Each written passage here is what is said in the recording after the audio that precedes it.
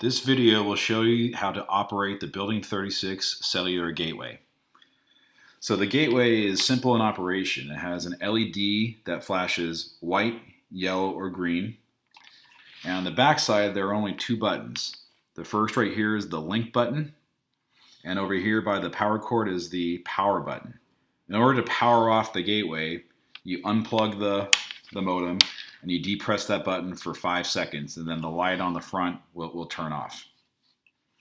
As you can see right now, the light is solid white when the modem is plugged in and powered.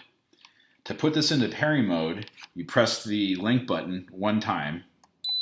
You'll hear an audible beep and you'll see a green light start to flash from the LED. This means that the modem is in pairing mode. So if you press the pairing button on any device that's part of the Z-Wave network, you'll see this start to flash faster and then beep again to indicate a successful pairing. To take it out of pairing mode, press the link button again on the back and it will return to solid white. In some cases, you'll have to unpair devices from the network. To do this, press and hold the link button for 5 seconds.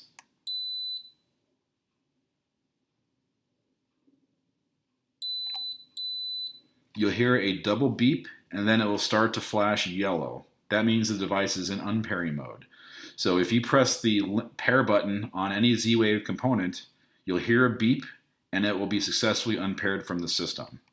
You press the link button again to return it to standard mode. For each new Z-Wave device, you should enter the pairing mode separately. So if it's flashing green, do not try to pair two devices during the same session.